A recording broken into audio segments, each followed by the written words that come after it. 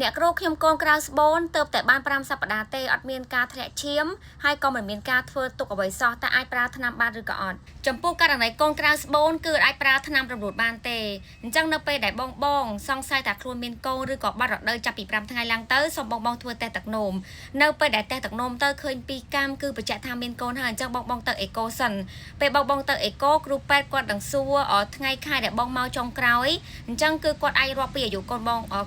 ងបានហើយគាត់នឹងមើលទីតាំងថាកូនអាយុប៉ុណ្ណឹងឬក៏សប្តាហ៍ប៉ុណ្ណឹងចូលទៅក្នុងស្បូនឬនៅព្រោះបើក្នុងករណីអត់ទាន់ចូលទៅក្នុងស្បូនទេគ្រូពេទ្យនឹងប្រាប់ថាឥឡូវកូនទៅបាន1សប្តាហ៍2សប្តាហ៍អត់ទាន់ចូលទៅក្នុងស្បូនទេអញ្ចឹងគាត់នឹងណាត់បងទៅអេកូម្ដងទៀតដើម្បីឲ្យច្បាស់ថាតើកូនចូលទៅក្នុងស្បូនឬក៏វានៅក្រៅស្បូនមានបងជាច្រើនដែលគាត់ពេលតែទឹកនោមទៅឃើញ2កាំគាត់ដឹងថាគាត់មានកូនហើយអញ្ចឹងគឺគាត់ចង់ទិញថ្នាំរំលូតយកទៅប្រើតែម្ដងគាត់អត់គិតពីសុខភាពខ្លួនឯងគាត់អត់ដឹងថា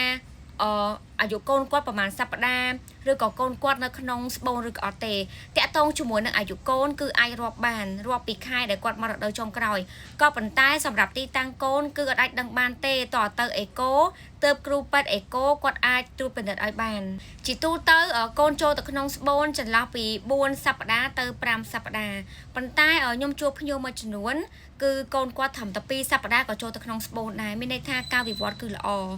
បើអ្នកខ្លះវិញខ្ទង់មួយសប្តាហ៍ទៅ2សប្តាហ៍ឬក៏3សប្តាហ៍គឺកូនអត់ទាន់ចូលទៅក្នុងស្បូនទេគឺនៅត្រឹមដៃស្បូនអញ្ចឹងករណីហ្នឹងគឺត្រូវតាមដានការអេកូបន្តទៀតចំពោះករណីប្រើថ្នាំរំលូតបានគឺកូនក្រោមអាយុ9សប្តាហ៍បើរាប់ជាថ្ងៃទៅគឺស្មើនឹង63ថ្ងៃ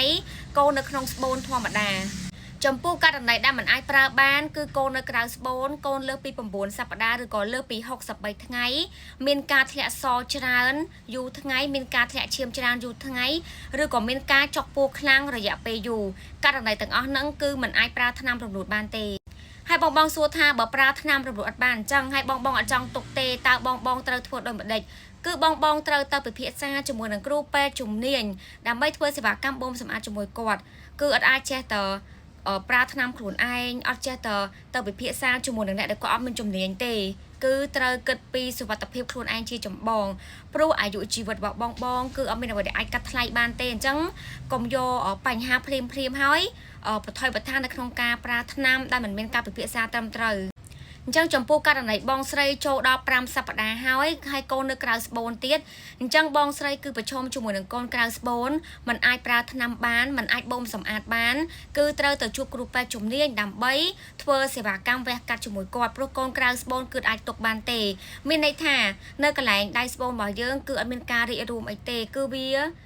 ដោយរបៀបថាដូចជាខ្សែមួយដែលវាអត់មានយឺតទេគឺវាធម្មតាអញ្ចឹងនៅពេលដែលមានការបង្កកំណត់នៅត្រង់ដៃស្បូនហ្នឹងអញ្ចឹងធម្មតាដុំឈាមដែលជាកូនហ្នឹងវានឹងរីកនៅពេលដែលរីកហើយធម្មតាកន្លែងដែលនៅហ្នឹងគឺវាអត់រីកទេអញ្ចឹងវាអាចនឹងបន្ថយបន្ថាននៅក្នុងការបែកគ្រាប់ឈាមហើយអ្នកជំងឺជាធម្មតានឹងមានការចុកពោះខ្លាំងហើយមានការហូរឈាមច្រើនបើក្នុងករណីអត់ទៅសង្គ្រោះបន្ទាន់ភ្លាមទេអាចនឹងមានគ្រោះថ្នាក់ដល់អាយុជីវិតបានអញ្ចឹងចំពោះបងដែលគាត់ដឹងថាគាត់មានកូនក្រៅស្បូនក្រោយពីអេកូហើយគាត់ត្រូវតាមដានជាមួយនឹងគ្រូពេទ្យឬក៏ពិភាក្សាជាមួយនឹងគ្រូពេទ្យថាតើធ្វើបែបណាដោយសារកូនក្រៅស្បូនគឺអាចទុកយូរបានទេ